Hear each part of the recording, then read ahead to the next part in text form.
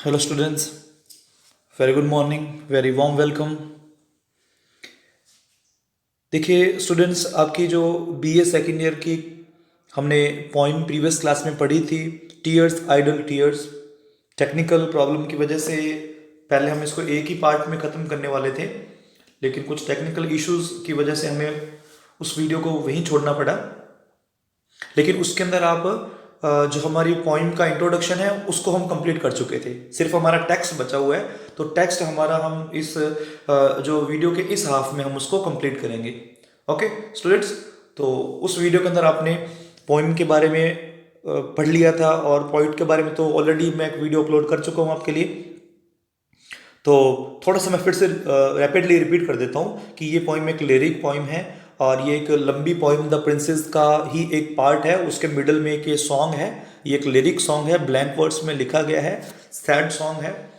Tintern एबे के अंदर टेनिसन घूमने गए थे, वहाँ पे ये अपने एक डियर फ्रेंड की ग्रेव पर भी गए थे, और वहाँ पर इनको एक ऑटम सीजन में वहाँ पे घूमने गए थे, तो इनको वहाँ पे इंस्पिरेशन मिला इस पोइम को लिखने का। तो एक तो ये इंस्पिरेशन मानते हैं कि टिंटन एबे में ये घूमने गए थे, और एक जो इंस्पिरेशन माना जाता है वो स्टूडेंट्स वो ये माना जाता है कि इनकी जो गर्लफ्रेंड थी रोजा बेरिंग, उनके साथ इनका जो रिलेशनशिप था वो टूट गया था, और शायद इनके लिए वो पास्ट बन गई थी।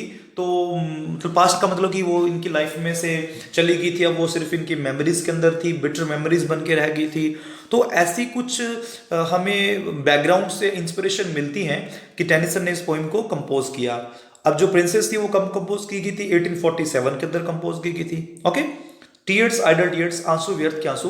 तो स्टूडेंट्स अब हम इसका टेक्स्ट पढ़ेंगे कि किस तरीके से जो टेनिसन है अपने स्वरों को एक्सप्रेस कैसे करता है, किस तरीके की उन्होंने लैंग्वेज इसके अंदर यूज की है। और स्टैंजा का आपको मैंने पैटर्न पहले ही बता दिया कि इसके अंदर आपको 4 स्टैंजाज मिलेंगे, और हर एक स्टैंजा के अंदर आपको 5 स्टूडेंट लाइंस मिलेंगी।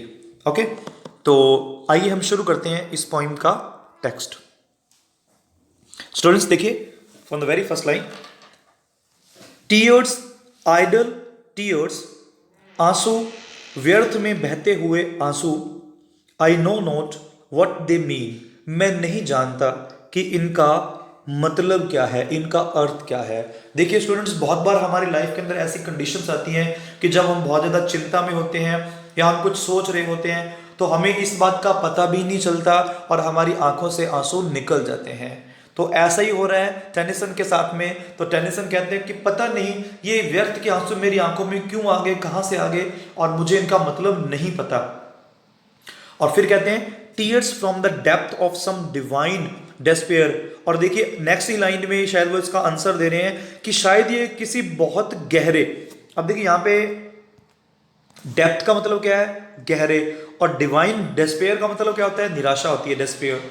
ओके, और डिवाइन का मतलब क्या होता है? दिव्य होता है। तो शायद कह रहा है कि यहाँ पे डिवाइन का मतलब हेवनली भी हो सकता है। ओके, तो कह रहे हैं कि शायद ये बहुत ही कोई हेवनली निराशा मेरे जीवन के अंदर आई है, या बहुत ही गहरा मेरे जीवन के अंदर कोई दुख है जिस वजह से ये आंसू मेरी आंखों से निकल रहे हैं। पहले में क्या कहता है कि आंसू व्यर्थ के आंसू, कहां से निकल, ये क्यों निकल रहे हैं मुझे नहीं पता, इनका मतलब नहीं पता, ये क्यों आ रहे हैं। और अभी वो क्या कह रहा है कि शायद ये किसी बहुत बड़ी निराशा की वजह से आ रहे हैं। और निराशा वो कौन सी हो सकती है? उनके डियर फ्रेंड की डेथ हो सकती है, उनकी गर्लफ्रेंड रोजा बेरिंग हो सकती है। टिंटन एबे में जब वो घूमने गए थे तो वहां जब वो अपनी डियर फ्रेंड की ग्रेव पर गए थे वो हो सकता है, या इनके जो गुड ओल्ड पास्ट डेज हैं वो हो सकते हैं। ओके, फिर कहता है राइज इन द हर्ट, कि ये जो आंसू हैं वो कहाँ उठते हैं? सबसे पहले हमारे हर्ट में उठते हैं। मतलब जो फीलिंग्स हम जो फील करते हैं वो हम कहाँ से करते हैं? अपने हर्ट से करते हैं। कह रहा है कि जो इमोशंस फीलिंग्स मेरे हर्ट में आती हैं, और बाद में क्या होता है? एंड गैदर टू आईज, और मेरी आंखों से वो आंसू बन के निकलती हैं। In looking the happy autumn fields. अब जैसे कि आप यहाँ पे देख रहे हैं ये ऑटम फील्ड्स होते हैं, इसको आप बाद में जूम करके देख सकते हैं स्टूडेंट्स। ओके, तो कह रहा है कि जब मैं उन ऑटम फील्ड्स को देखता हूं, जब मैं पतझड़ वाले खेतों को देखता हूं, तो वो कितने सुंदर लग रहे हैं, और उनको देख के ऐसा लग रहा है कि वो कितने खुश हैं। ओके, कि पतझड़ के जो फील्ड्स हैं, जो खेत हैं, कितने खुश लग रहे हैं। एंड थिंकिंग, और पॉइंट कह रहा है उस समय वो सोच रहा है, किसके बारे में सोच रहा है? Of thinking days that are no more, वो उन दिनों के बारे में सोच रहा है जो अब नहीं है। मतलब अपने गुड ओल्ड पास्ट डेज के बारे में सोच रहा है कि वो अब नहीं है। कह रहा है कि उनको सोचकर कितना अच्छा लगता है जब उनके बारे में सोचते हैं। देखा ना स्टूडेंट्स कि जब अपने लाइफ के अंदर ऐसी मोमेंट्स होती हैं कि जब अपने उन मोमेंट्स को जीते हैं, उन मोमेंट्स के साथ हमने जिया होता है, लेकिन बाद में चाहे वो कोई इंसान है, वो चीज़ हमारे जीवन से चली जाती है, लेकिन बाद में जब कभी हम उसको इमेजिन करते हैं तो हमें उसके बारे में इमेजिन करके भी, सोच कर भी बहुत अच्छा लगता है। ओके, तो टेनिसन कह रहे हैं कि उन दिनों के बारे में सोचकर कितना अच्छा लगता है, लेकिन अब वो दिन कभी वापस नहीं आने वाले हैं, because they are gone in the lap of past. अब वो पास्ट की गोद में, पास्ट की लैप में चले गए हैं। ओके, और कह रहा है कि जब मैं उन दिनों को याद करता हूं तो ऐसे लगता है जैसे कोई खुशनुमा पतझड़ के खेत हो। तो आपको फर्स्ट स्टैंडर्ड समझ आया होगा स्टूडेंट्स। ओके, चलते हैं नेक्स्ट की ओर। अब कह रहा है कि वो गुड ओल्ड पास्ट डेज थे वो कैसे थे। कह रहा है fresh as the beam glittering on a sail. सबसे पहले तो ये देखें कि यहां पे उन्होंने एज वर्ड का यूज किया है और फ्रेश की कंपैरिजन किससे की है, ग्लिटरिंग से की है। किससे की है, ग्लिटरिंग से। ओके, सॉरी, बीम से की है इन्होंने, ग्लिटरिंग से नहीं की। ओके, तो किस तरीके से इन्होंने फ्रेश की जो कंपैरिजन है वो कहां से की है इन्होंने, fresh as the first beam glittering on a sail. कह रहा है कि वो दिन कितने अच्छे लगते थे। कहता है उतने अच्छे लगते थे कि जब सुबह के समय सूर्य की जो रेज होती है, बीम का मीन सन रे, कि किस तरीके से वो चमकती हुई एक सेल पर पड़ती है। सेल का मतलब जो शिप होता है, जहाज। तो यहां पे देखिए बीम को क्या बताया गया, फ्रेश बताया गया, और उसके लिए यूज उन्होंने क्या किया है, वर्ड एज यूज किया है। तो जहां पे भी कंपैरिजन एज, सो, लाइक यूज करके होती है तो वहां पे कौन सा फिगर ऑफ स्पीच होता है, सिमिली होता है। ओके, तो यहां पे आप जैसे देख रहे हैं, यहां पे आप देखिए कि जब सूर्य की जो रे होती है, रेज होती है, जो पानी में पड़ती है सुबह के समय में, ओके, तो पानी इस तरीके से होता है, तो इस तरीके से वो सेल पर, शिप पर पड़ती है। तो कह रहा है कि कितनी वो फ्रेश लगती हैं, कितनी वो अच्छी लगती हैं, उतने ही उसके दिन अच्छे थे पास्ट के। That brings our friends up from the underworld. और कह रहा है वही जहाज जो क्या करता है, हमारे डियर वंस को, हमारे फ्रेंड्स को कहां से लेके आता है, फ्रॉम द अंडरवर्ल्ड। अब अंडरवर्ल्ड का मतलब यहां पे स्टूडेंट्स क्या है, दूर दराज के देश की, जहां पर भी उसके डियर वंस गए हुए हैं उनसे दूर, तो वहां से वो शिप उन्हें वापस लेके आता है। और उस शिप पर जब सूर्य की पहली किरण पड़ती है और वो जहाज उनको दिखता है कि हमारे डियर वंस को लेके आया है, तो बहुत खुशी होती है और वो रे बहुत फ्रेश लगती है। तो इतने अच्छे थे उसके पास्ट डेज, लेकिन वही डेज उसको दुखी कब कर देते हैं, उसके लिए सॉरोफुल कैसे बन जाते हैं, आगे देखते हैं। Sad as the last which reddens over one.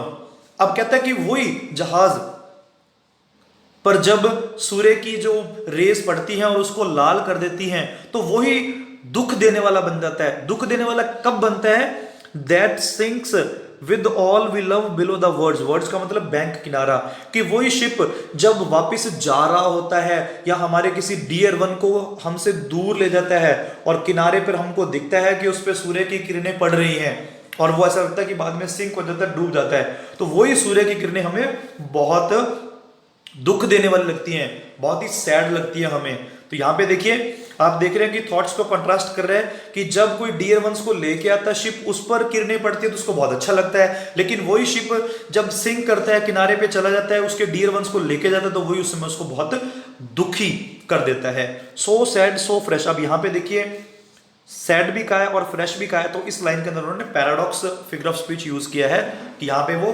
Contradict कर रहा है। ओके, कितने दुख भरे, कितने फ्रेश। दुख भरे कब है, जब उनके बारे में सोचता है the days that are no more, कि अब वो दिन वापस नहीं आएंगे। और फ्रेश कब लगते हैं उसको, उनके बारे में सोचकर।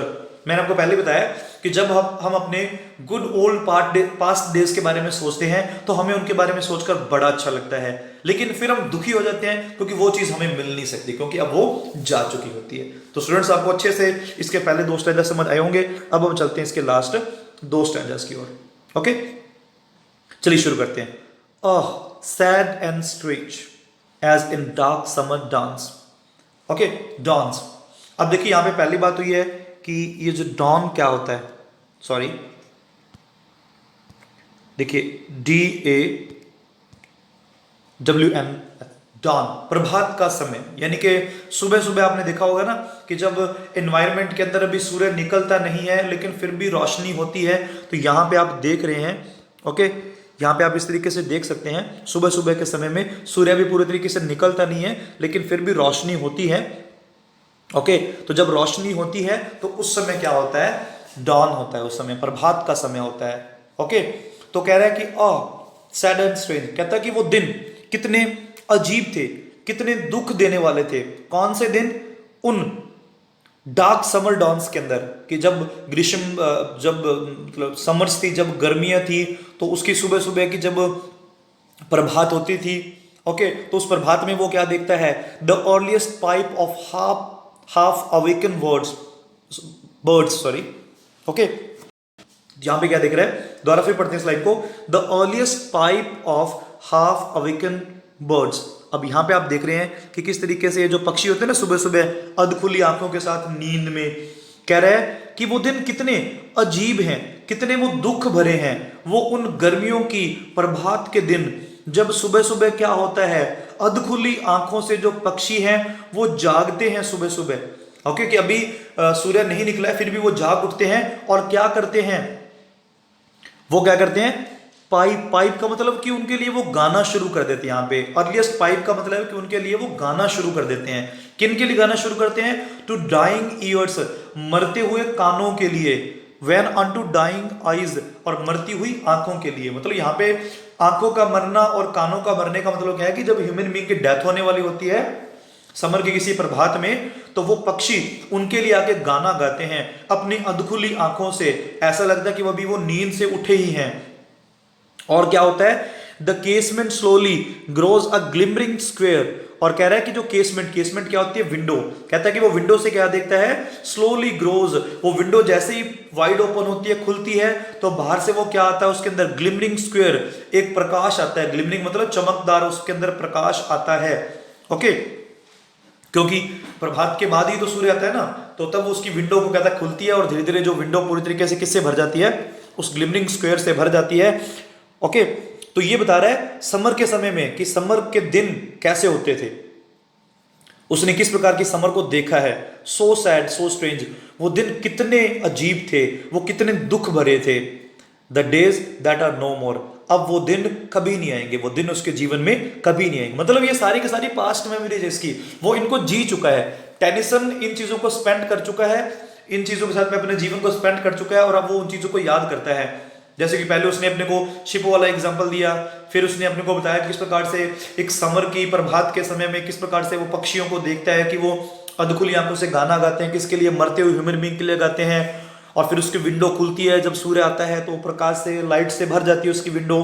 तो कह रहा है कि वो दिन कितने अच्छे थे और वो दिन कितने अजीब थे। अजीब क्यों है? क्योंकि वो कभी वापस नहीं आ सकते।